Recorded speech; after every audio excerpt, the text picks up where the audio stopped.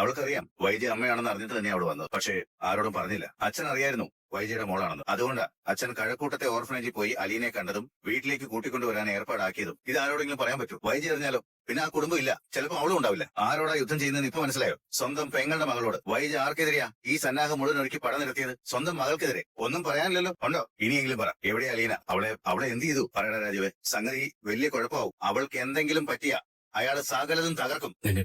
ഒരബദ്ധം പറ്റിപ്പോയി. നീ ഒന്ന് പേടിക്കണ്ട. ചില വിവരങ്ങൾ അറിയാൻ വേണ്ടി വിളിപ്പിച്ചതേ ഉള്ളൂ. അലീന പോകുമ്പോ അന്ന് നിങ്ങളായിരുന്നോ ഡ്യൂട്ടിയിലുണ്ടായിരുന്നത്? അതെ. അലീന എപ്പോഴാണ് പോയത്? 6:45 മണി കഴിഞ്ഞു. എങ്ങോട്ട് പോകുന്നെന്നോ ആരുടെ കൂടെ പോകുന്നെന്നോ പറഞ്ഞിരുന്നോ അലീന? വീട്ടിൽ പോകുന്ന പറഞ്ഞത്. ഇടയ്ക്ക് അലീനയെ കാണാൻ ആരെങ്കിലും വന്നിരുന്നോ? അറിയില്ല. നിങ്ങളാണോ ബാലേന്ദ്രൻ സഹോദരി സുലോചന? അതെ. അലീനയ്ക്ക് പകരം ബൈസ്റ്റാൻഡറായി വന്നതാണല്ലേ? അതെ, ഞാൻ വന്ന ശേഷം അവള് പോയത്. വീട്ടിലോട്ടല്ലാതെ വേറെ എവിടേക്കെങ്കിലും പോകുന്നു പറഞ്ഞിരുന്നു? ഇല്ല, വീട്ടിലോട്ടല്ലാതെ വേറെ എങ്ങോട്ടും പോവാറില്ല. അത് നിങ്ങൾക്ക് എങ്ങനെ അറിയാം? ഗോവർദ്ധൻ, താനെന്താ ഈ നേരത്ത്?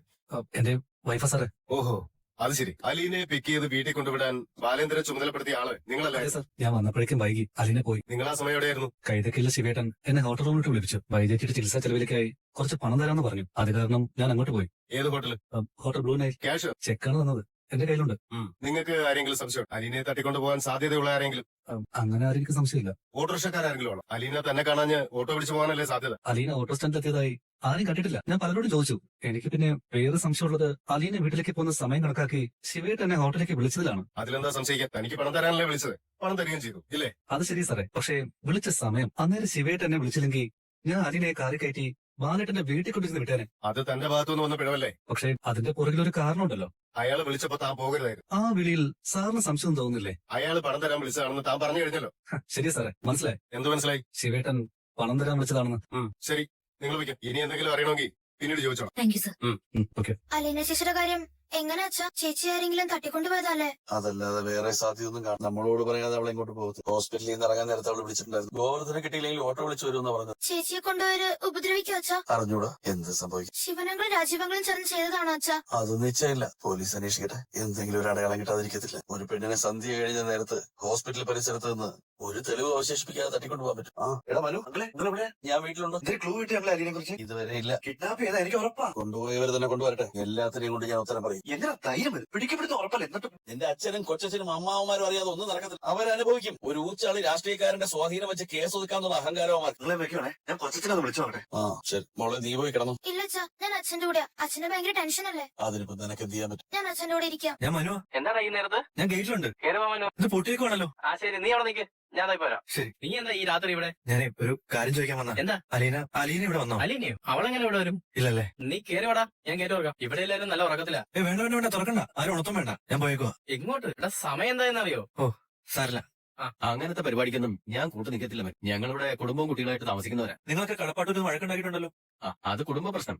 ഇതങ്ങനെയല്ലല്ലോ, കിഡ്നാപ്പിംഗ് അല്ലേ? കുന്തം പോയ കുളത്തിലും തപ്പണമെന്നാണ് പഴഞ്ചൊല്ല്. ശരി, ഞാൻ പോയിക്കോളാം. ഇന്നിന് പോണം. ഇനി എപ്പോ ഓടിയെത്തും പാലായില്?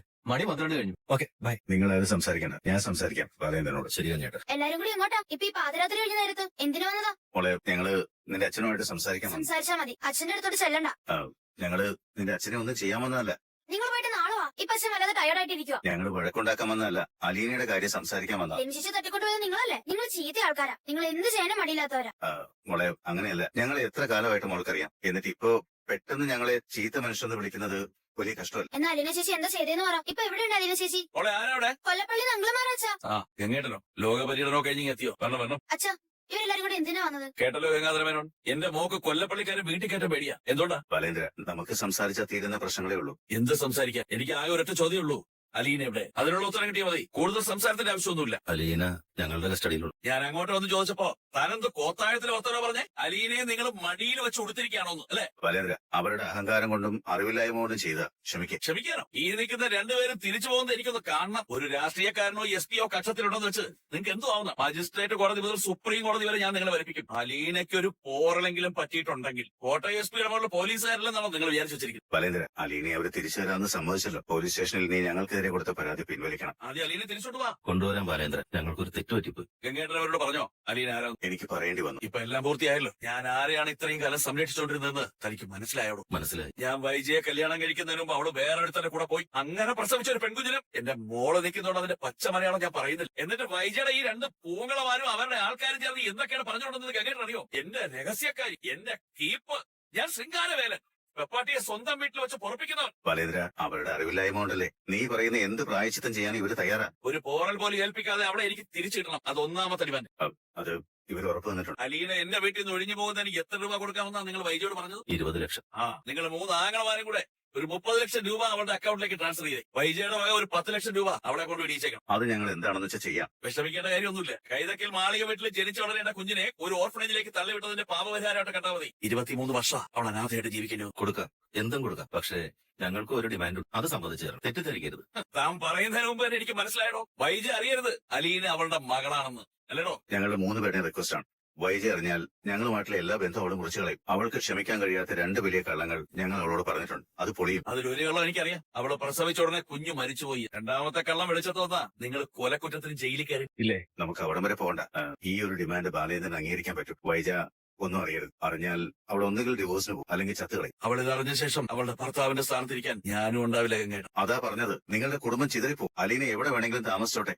ഞങ്ങൾ എന്ത് വേണമെങ്കിലും അവൾക്ക് വേണ്ടി ചെയ്യാം. ബാലേന്ദ്രൻ അവളെ ഈ വീട്ടിൽ നിന്ന് മാറ്റണം. വീട് വാങ്ങിക്കൊടുക്കാം, ജോലി വാങ്ങിക്കൊടുക്കാം. ഞങ്ങളുടെ വീട്ടിലെ കുട്ടിയെ പോലെ വേണ്ടതെല്ലാം കൊടുത്ത് കല്യാണം കഴിപ്പിക്കാം. കോടി രൂപ ചെലവാക്കാനും തയ്യാറാണ് ഞങ്ങൾ. പക്ഷേ വൈജ സത്യം അറിയരുത്. പകലിവിടെ ബൈസ്റ്റാൻഡറായി നിന്ന പെങ്കുച്ചില്ലേ അലീന, നിങ്ങളുടെ മൂത്ത മകളാണെന്ന് പറഞ്ഞ് ആ പെങ്കുച്ചിനെ കാണാനില്ലെന്ന്. എനിക്ക് അലീന എങ്ങനെയാണോ ഇവിടെ തട്ടിക്കൊണ്ടുപോയത് അതുപോലെ തന്നെ തിരിച്ചു.